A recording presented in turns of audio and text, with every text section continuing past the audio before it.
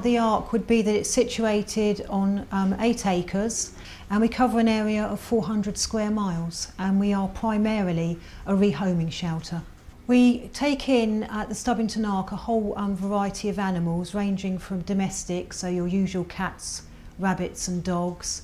Stock animals would be pigs, also sheep and goats, through to exotics, spiders, snakes and wildlife. So you'd have foxes, badgers and also wildfowl, so a lot of seagulls, herring gulls, all sorts of birds. Sort of numbers for the kennels, we can take up to 114. So at the moment we've got approximately 111 dogs. They come in all varieties. We do have the most popular varieties, breeds that come in here would be German Shepherd, Jack Russell, Border Collie and Greyhound, and particularly from this area and surrounding areas, Staffordshire Bull Terrier. We can cater up to 160 cats. At the moment we have approximately 138 cats and kittens. In 2013 they are the most abused pet in the country. With the rabbits and rodents, again rabbits, we get a lot of rabbits in. We'd have normally about 45 rabbits, and rodents, usually about 16 rodents, and that would be obviously hamsters, guinea pigs and rats.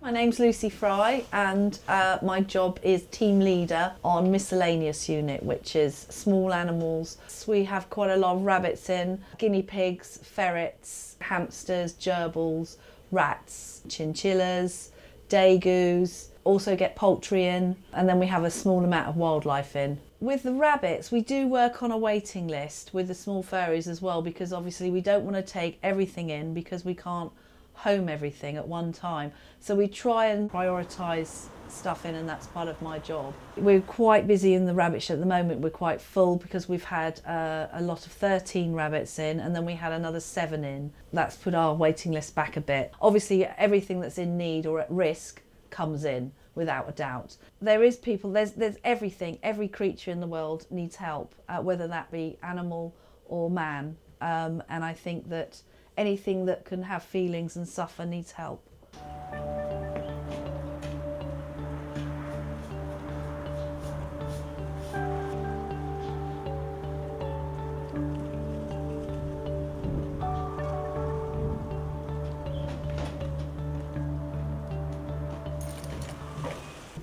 Right, so this lady came in with her kittens from a multi-cat household. There were too many cats, so the owners couldn't afford them.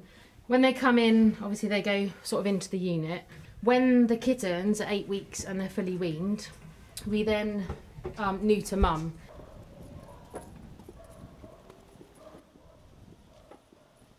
I'm Sam Hutchinson. I work here at the Stubbington Ark. I'm a veterinary nurse.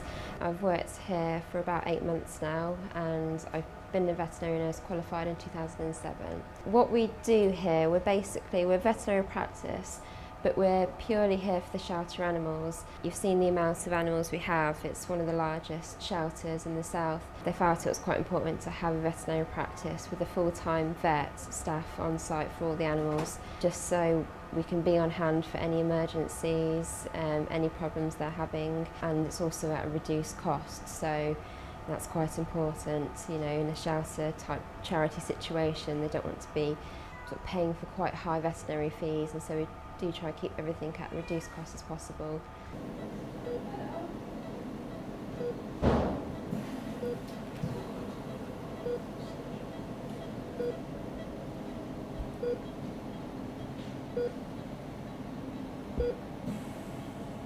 Fortunately, the wholesaler we use is the same one as every other vet, and they do give us a bit of a discount.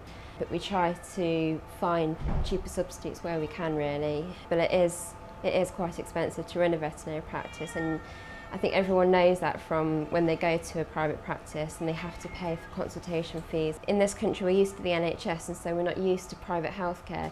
With veterinary, it's all private healthcare, and there's no government funding, there's no funding that can really put towards it. It's private healthcare for animals, really, and it's the same price as you would have in a private practice. It is quite expensive to care for them, and we try to give them the best standards of care, really, for a charity type situation. Because the RSPCA is a charity, they rely on donations from the public. After the recession, people couldn't afford to give to the charity as much, and that had the initial impact. As the years have gone on, people have really started to struggle with veterinary care in particular, and so the only option sometimes is to give up their pets. And so we have seen an increase in numbers of the amount of animals in shelters because the veterinary fees have been too expensive for people to take up and use. So I think there is a degree of it has worsened since the recession has hit us. Financially, we are a self-funded branch, which just basically means we get no funding from the RSPCA, government or lottery, but we do have to raise in excess of £3,000 per day just in running costs. The branch is funded solely by the generous donations of the public, corporates and also legacies. We're really excited about the Pause for Help appeal. It's a new appeal just to raise awareness amongst the general public.